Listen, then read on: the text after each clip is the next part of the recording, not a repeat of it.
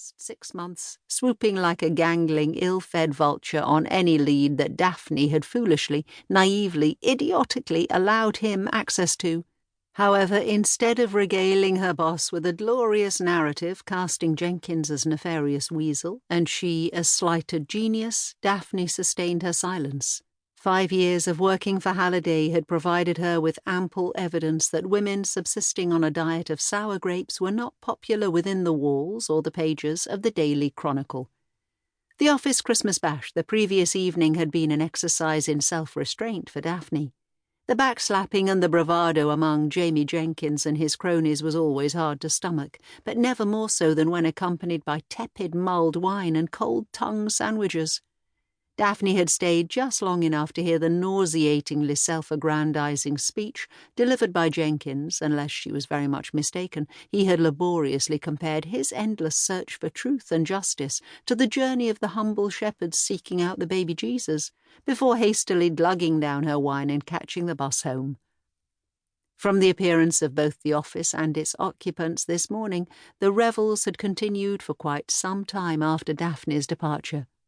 Eyes unmistakably bloodshot, and a distinct whiff of brandy wafting across the desk with every laboured breath that he took, Halliday had evidently enjoyed the festivities and was now enduring the consequences. Unkempt moustache, somewhat droopy, paunch in evidence as he continued to slouch in his chair, he rummaged restlessly through the newspapers on his desk, before alighting on one particular copy, opening it to a double page and flinging it towards Daphne. "A newspaper is like a living, breathing animal, King. A tiger, if you will, like a tiger. All its bits and bobs serve a purpose," Halliday began. Daphne frowned, wondering what route this analogy would take.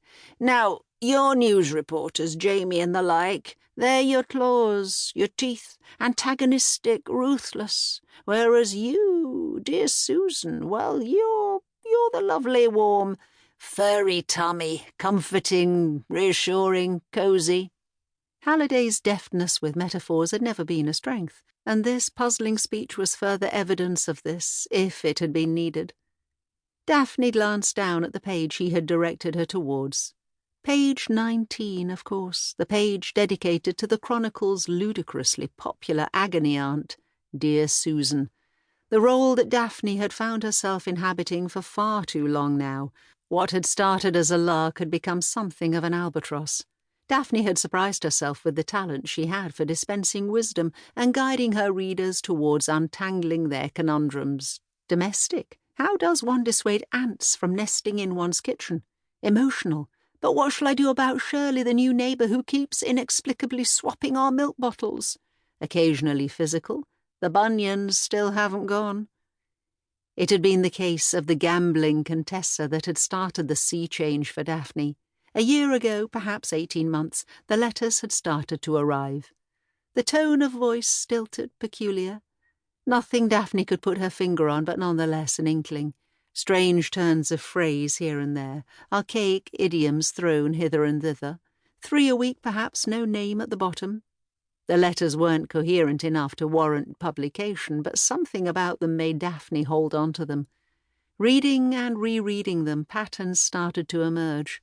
There had been a code there, a message hidden in plain sight, an SOS call. Daphne had put 2 and 2 together and realized that the letters were from Lucretia Hallenstrop, also known as the gambling Contessa, also known as the kidnapped heiress, whose disappearance had been making headlines for weeks. Daphne contacted the police with her findings, and bingo, the mystery of the gambling Contessa was solved.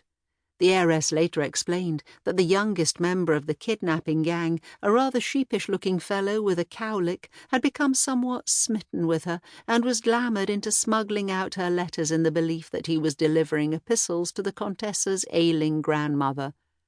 Once word was out that dear Susan had been in correspondence with Lucretia Hallenstrop, that, in the Contessa's own words, "I've followed her wisdom for years. I knew I could trust her to find me," the column's popularity became stratospheric.